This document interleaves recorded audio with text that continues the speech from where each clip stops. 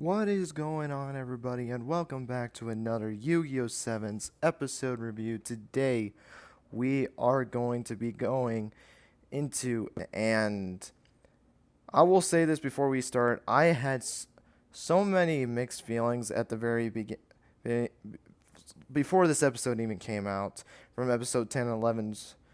If you guys remember the episode 10 and 11 summaries, you know that the duel that I will be talking about in this episode, I really wasn't hyped for it as much as a lot of people were. And it was because I think this was too early. I think this duel shouldn't have happened, at least right now, into this series. And then, 99.9% of us thought that Roman was going to be brainwashed in this episode, which we're going to be talking about that in this video. But I will say, though, even though I was not hyped for this, I will say right now, I really did enjoy this duel a lot. So I can't wait to talk about this. So without further ado, let's get into it. So I will say, overall, this episode, I really did like this episode. Um, so let's talk about the very beginning. So there was a lot of interesting things going into this episode, and we get the big reveal that Rowan was part of Roa's group. Gakuto decides to step in instead of Yugioh because Yugioh was about to duel in this episode. Actually, then Gakuto decides to take the duel instead. He gets into his shogetsu, I think is how you pronounce it, form. And I will say, though, it's kind of funny that the two student council members do come into this episode. I think that was absolutely perfect. I was really glad that they actually came back, even though they kind of just went to the sidelines because of his new style of dueling, which I thought was going to be something really cool. I will say it was just him actually dueling was his new style, because if you remember in episode 4, he was actually having them draw the cards and holding his duel disc and like putting them on there, and he was just standing there just doing nothing. So I see some respect in that, because I would say, though, if that was the whole entire thing, I think I wouldn't have probably liked it that much, because I feel like it's not him dueling and it's like a 3v1 kind of scenario in the case. So I'm kind of glad that he decided to take the initiative and do it. We do get the big reveal that the next opponent that Gakuto was going to face in this duel was Roman. And like I said before in the episode 10 and 11 summaries, it wasn't that I didn't want this duel to happen at all. I don't want anyone to take that into consideration, that I didn't want this duel to happen at all. I wish they at least dueled once before, or at least one other time in the series, because both of them dueled Yuga and lost. Maybe like Roman faced like Mitsuburo or something like that, and Gakuto faced Yoshi or Khan or whoever it is. And I wish they could have got a built up to that, because there is something in this episode that kind of would have helped a little bit for me to like it, because I think the duel was enjoyable.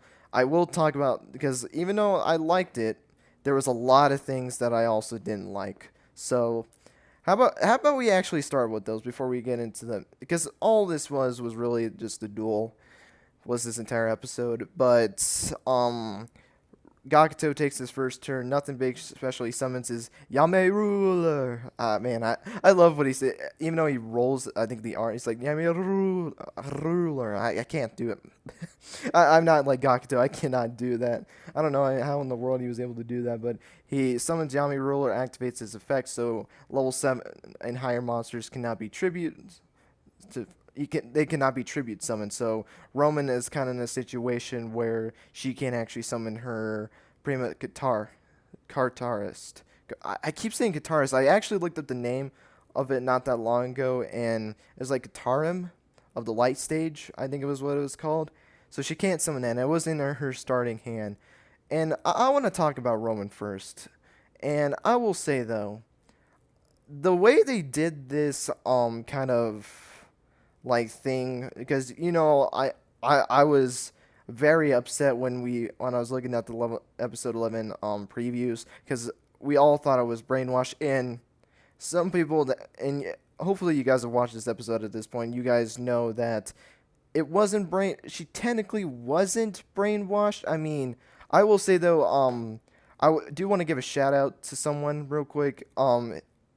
His name is Underdog Chris. And he is actually a new subscriber, so thank you for subscribing. I hope you enjoy the content here. I don't really do much shoutouts, but I do want to give a shout out to this comment because I think this is a perfect representation of what this basically was. And this was a parody of the brainwashing gimmicks of the last couple of shows. So this wasn't like a serious brainwash. Basically, and oh my gosh, dude!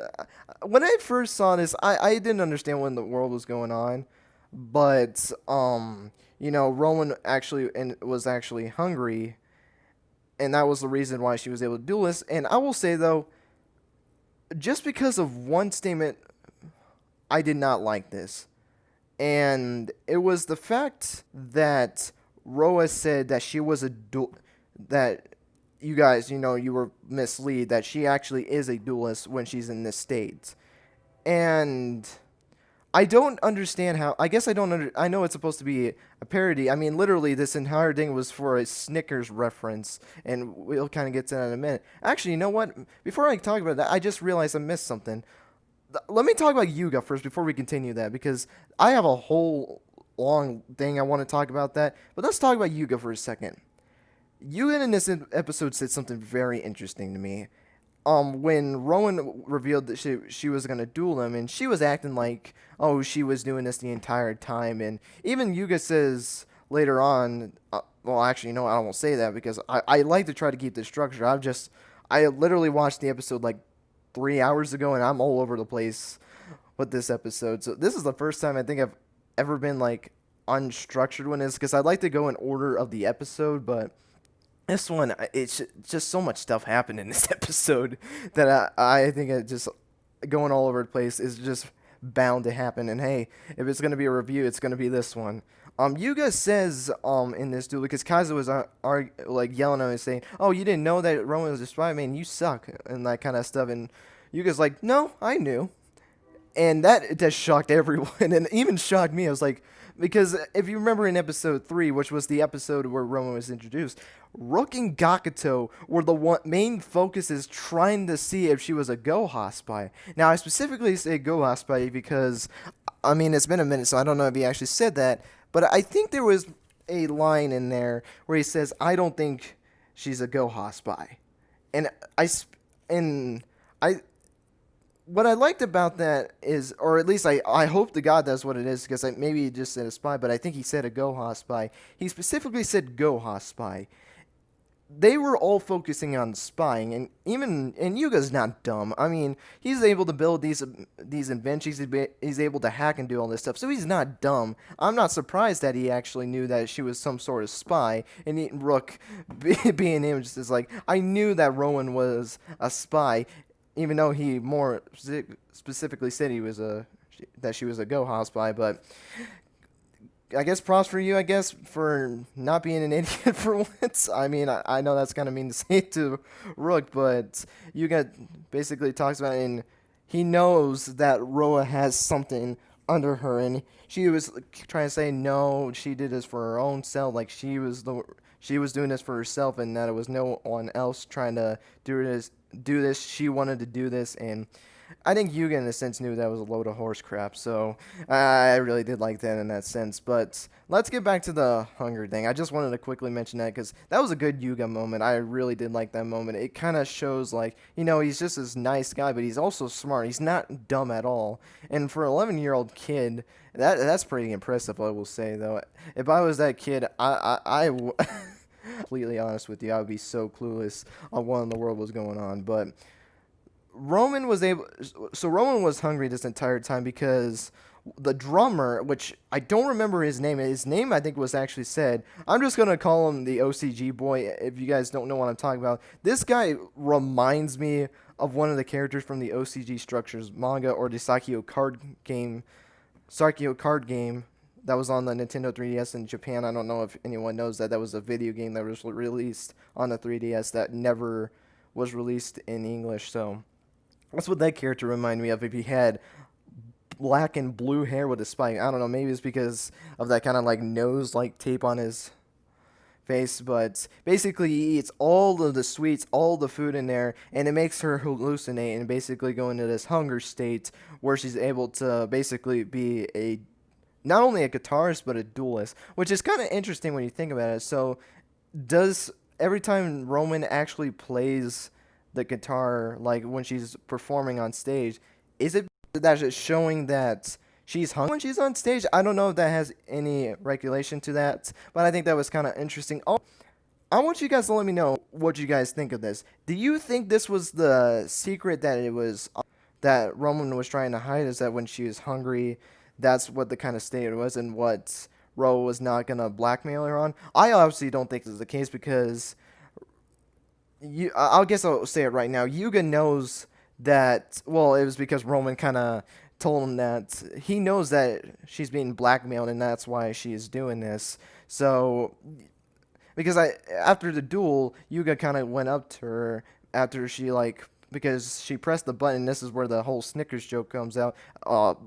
Candy bar just shots out of her guitar and just goes straight in her mouth, and she just starts eating it and starts smiling at it. So I think that's kind of funny, where that was in the case, but you know that kind of regulation. So I want you guys to let me know what you guys think that blackmail is. I don't think it's actually the starving. I think it might be something else. I honestly don't really know what it would be. So I would like to know what you guys this idea is on that. But let's talk about the duel real quick. A duel I liked. I really did enjoy the duel. There was a couple of things other than the stomach thing because honestly I didn't really like the stomach thing.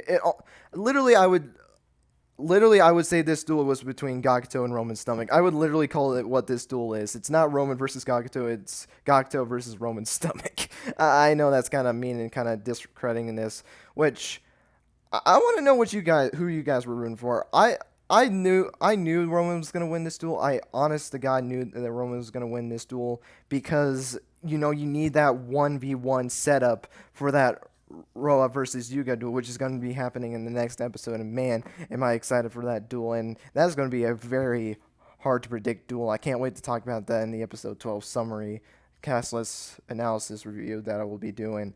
Hopefully tomorrow. I don't know if I'll be able to get the chance, but I will try my darnest to get that video out for you guys. But let me start with the negatives and then go into the positive side. The biggest negative that I had in this, and I'm pretty sure I did mention this, but it never gets touched on at all on how this is, and that is Roman's deck. She doesn't explain at all how she has this deck, where she got this deck from. Did she build it with Yuga in the gang? Did Roa give her this deck? Or did she even have this deck? I don't think she had the deck because she wouldn't have used it against Yuga in that duel, because obviously she has a deck, and why would she be using a spare deck if she didn't have a deck around that time? We get no explanation of where she gets this deck at, so she basically just had the deck, I guess, and I don't like when they just throw stuff like that. Another thing I did notice, though, in this episode, it's not a dislike, but it was an interesting thing. And I don't really talk about the TCG or OCG much, even though I do want to do content on the TCG and the OCG. More so the TCG because that's probably where a lot of my viewers would probably look more into, but I would understand people that like the OCG kind of products and stuff like that. There was a new ace monster that was revealed for Gakuto that was not summoned at all. He summoned Yami Roller twice actually because he returned Yami Ruler to his hand during the duel so that Roman cannot actually special summon our higher level monsters, which honestly is not a bad strategy. I think that was a really interesting strategy that he just returned Yami Ruler and has a way to where he can keep spamming Yami Ruler back onto his field. That way he can actually make your opponent basically not be able to summon their high level monsters for those high attack points, because obviously the higher levels in most cases, or unless you're watching the original Yu-Gi-Oh series, and you have those level 6 monsters that only have 1500 attack points. So normally when you summon a higher level monster, they're going to have higher attack points. So that's basically the whole strategy with Gakuto's deck, is not letting you get your high-level monsters on the field, which Roman does a pretty good combo where she activates a spell card to place Yami Ruler back in face-down defense position. That way he can't activate its effect because he is face down, so that gives Roman her chance to summon her two new ace monsters. Well, her normal ace monster that Prima Guitarist, and there was another one, I can't remember the name of it, but I love that design a lot more than the other design of Prima Guitarist. And basically that was the card that finished off the duel because it was able to destroy two monsters on the field. It destroyed Yami Ruler and the other, like, it was like the, I don't know, I call it like the hockey stick character because it looked like he was holding a hockey stick when he was summoned, or like when he was attacking. There was two copies of him, and he destroyed one of the copies, attacked with Prima Guitarist on the one, and then finished Gakuto off with that. Again, the result, I will say though, and I said this before, and this can be probably my own judgment towards this. I feel like a lot of people that voted for Roman either A, voted for that 1v1 situation, and this is just honest because I'm kind of the same way with this, or because of the fact of all of the mistreats from the original female protagonist. I don't think we've had a single girl beat like one of the main characters of the show, like one of the important characters, since Yuzu beat Yuya in the second episode of Yu-Gi-Oh! Arc 5. We have not had that. I know you had like Blue Maiden face, like Playmaker, Soulburner, and I, which were three of probably the most important characters of the series, and which she did lose. And I'm talking about wins, because Roman wins this duel against Gakuto, which is part of the main group, like the main three guys of the series. He's part of the main three, or main four, I should say, because Roman's still part of the main four, which I got to talk about something a little later on. But you know, a lot of people were so happy that she won this duel, but me thinking about this, I don't know if it was a good decision to have her win right now, because there's so much you can do with the kind of thing that's going on with Roa and her kind of situation with that there's a lot you can do with that. I feel like Gakuto doesn't really have anything right now, and I hope it expands more, because right now if you put this in a power scale, Rook would be number one, then Yuga, then Roman, then Gakuto, because Gakuto has now lost twice and has not gotten a single win. So I really do hope he gets some development later on, or he's not going to be that impactful for me, because honestly, really the only thing that's interested me, like, he's basically been really the joke character. The only time I guess I've really respected him much was in his like full focused episode, which was episode 4, you know, showing him as the student council president. But I don't, unless they're gonna do some route with that, which I don't really see what they would do with that. But you know, I will say though, Gakuto would benefit in a duel way more than Roman is, because of this back in the past kind of thing. So I am kind of disappointed in the result, but you know, the young boy inside of me kind of was glad that Roman won, and kind of got this kind of like all of this bad stuff with the Yu-Gi-Oh girls. It kind of feels like they're trying to go away from that, and having her win against Gakuto is kind of showing that, because I think a lot of people are straight off the gate are probably saying that Roman might be the best Yu-Gi-Oh girl that we have ever had in a Yu-Gi-Oh series, and that could potentially be the case. I feel like every single girl has had that opportunity to have that, but there's just some times where that doesn't happen. I think Roman's going to be a really enjoyable character, but hopefully it doesn't go to a case to try to make her good. A lot of characters get shammed. I don't think Gakuto is going to get shammed. I don't want anyone to think that impression that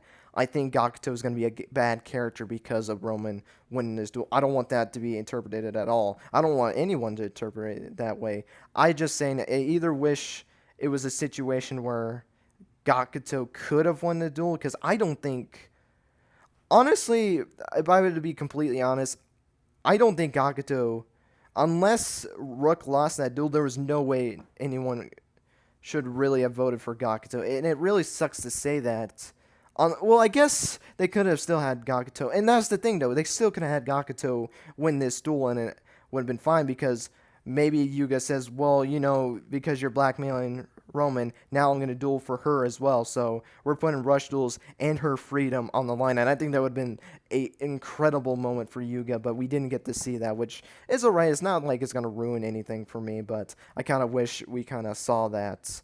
But overall, though, the duel was great. I did really enjoy it. The scene where um Gakuto was like kind of having that inner monologue for Roman, where he was kind of like having that high pitched voice, and then you have that screenshot of that in zoomed in face was incredible. Also, and I have not really laughed at Yu-Gi-Oh! Sevens that much until this episode. I mean, and this was more because it caught me off guard. During the duel, Roa had contacted Mitsuboro, which I didn't even know he was going to be in this episode, by the way. I didn't read any of the cast list for episode 11. But Mitsuboro comes out of nowhere, just running with this big old cart behind him, and he's selling like these sushi sticks. And he actually introduces two characters, which I actually forgot about until I was kind of reminded of it in episode 6. And this is where Yu-Gi-Oh! Sevens has done really good. They like to combine previous episodes. I don't know if this is going to be continuing for the rest of the series, but I think it's really cool that they still have references to these episodes and they're being shown in future episodes as two new characters are introduced. Again, I can't remember the names off the top of my head. I know there was a woman and a guy. The guy, for a split second, reminded me of Jim Crocodile Cook from Yu-Gi-Oh! GX. He just kind of had that vibe with me. And then you had this girl with some really interesting hair design. I mean, it was like she had black hair with kind of like, I don't know. It's like she had really puffed hair, and it kind of looked like a roll almost in the case, if that was a right description of it. But these two come in. Roa basically contacts them to be selling food to the crowd to make Roman even more hungrier, if that's even a word, because that kid again ate all the food that she could, and now she's starving. And even Yuga, and this is where I was thinking it wasn't the hunger thing, because Yuga put that candy bar in her guitar and kept trying to tell her if you press the button on the thing, you can get the candy bar in there. And obviously because because she was playing the guitar, which Roman could play the guitar. I mean, that was really impressive. I really liked that, and maybe it was because I was playing some background music while that was going on. Like, it was just light like it was like a light background music going on. It was actual vocals, so playing that guitar and the song that was playing just fitted perfectly, and I don't know why, but it was just great. I don't know what in the world happened. I think there was like some deja vu or something like that happened, and I think that was kind of funny what ended up happening. I guess that made me like the episode a little bit more, was something that I didn't even intend to happen, so I think that was kind of funny. But I will say that Mitsuboro scene was probably my favorite part of this episode, and then Rook's just sealing the deal for it. He was just bragging how it was so good, that sushi stick was so good, and this basically sits Roman in rage, and that's where that final turn comes in with that new ace monster. So that, and then we get to the final scene, which again, it was at the end of the episode where Yuga talks to Roman for a second. This was something I really want to talk about, though. I feel like a lot of people would probably ask me if I forgot to mention this. After, like, he figured out it was, like, blackmail of some sort, Roman walks away from it, and Yuga seems surprised, and, Roman being a good supporter, I guess, says, good job. And then they high-five each other. Now, I didn't take much into it, but I know a lot of people would really take that into consideration, because does this mean Roman's gonna actually change into Roa's side? Is she gonna now be a part of Team Roa for now on, for probably a good while now, or is she just doing it as an act? I think in a sense it was an act to kind of show, like, that she wasn't brainwashed. She was trying to get away from that kind of thing, that she was being blackmailed. So they were trying to get away. She was trying to prove to Yuga that she was not that. But I also do understand the point that maybe she will turn. That would be interesting if she does turn on the group. I would really like to see how that turns out. And I feel like I'm really interested. I'm really interested to see it. I actually am now hoping for that route, because if Roman turns on the group and then it goes to the case where maybe Roa kicks her out of the band, and then you have that scene from the opening. How is Gakuto and Rook gonna feel? I feel like or I guess more so Yuga, because I know how Rook is gonna feel. He's not gonna he's not gonna ever forgive her. I don't think at all. Maybe Gakuto could be swayed into doing it, but I think it would also be hard for him as well. Oh, I don't know. I don't feel like Gakuto is that kind of person that really would hate someone that much. Although I guess betrayal really does hurt in a sense. And I would like to see how Yuga was. I think Yuga would say, you know what? Even though we had our differences, we're still friends. So you don't feel like I'm gonna like hate you or anything like that. As long as you enjoy rush duels, I don't care what side you're on. I see Yuga saying that line is like, even though like you did betray us and you kind of were behind our backs, I think the time with you was still fun though, and I still consider you as a friend. And he would literally, in a classic anime style, reach out the hand like we can have that crying scene from the opening where she's just crying with a guitar beside her, and Yuga just gives out her hand and says, "You can still be a part of our group." Gakuto and Rook can be there, even though Rook is not on board with it. Gakuto could probably give him a smack in the head, and then they can have that classic smiling scene, and then Roman can take Yuga's hand, and this is gonna be a growth for Roman. I really do feel like Roman could be a really good character if they keep with her trying to grow as a duelist to kind of, you know, get past even Damon and actually be able to pass her cousin. Man, it's weird saying cousin and not brother. I'm still not used to calling Roa her cousin, but I think I've really covered everything. I mean, there isn't really much that happened. I think I've actually covered everything. So that is going to be it, guys, for this review.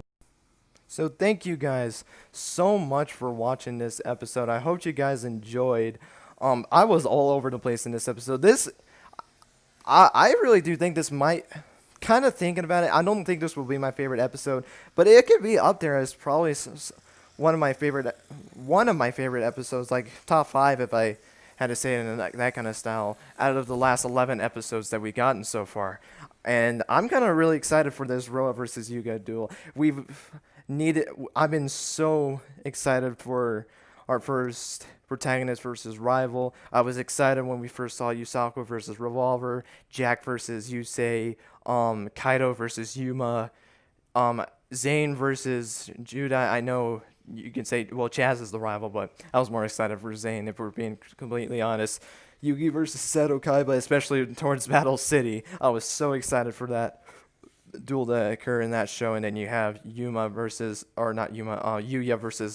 Reiji, which, man, I love that rivalry too. But, we've been waiting for a rivalry to come up, and now it's finally time. Episode 12 is going to be Roa Kirishima versus Yuga Oda. Let me know your guys' thoughts on the episode down below, and let me know your guys' predictions. I don't really talk about predicting a duel that much, because I feel like, honestly, every single duel so far has been pretty easy in a sense to predict, or at least for me it is. I know some people might argue the Rook and Yuga duel, but that was shown in the opening, so I can't really say much for that. I understand maybe people think it was a future duel and not the actual episode 2 duel, because Yuga lost in episode 2, so that was kind of where people were going like, Rook probably won't win this one, but it would be that one. But I feel like every duel has, this one probably the hardest duel to predict. I'm not even going to get it in this video, but I will honest to God tell you guys my predictions on when we were going through the episode 12 if that duel does conclude, because man, I did read the summary ahead, and I'm not going to spoil it right now because I know some people don't like spoilers to shows. This duel is going to be incredibly interesting on how this duel is played out. So make sure you stay tuned for episode 12 if you want to know what in the world I'm talking about. But guys, I'm going to sign off. Thank you guys so much for watching, and I hope you guys have yourself a good rest of your day. And until next time, guys, take care.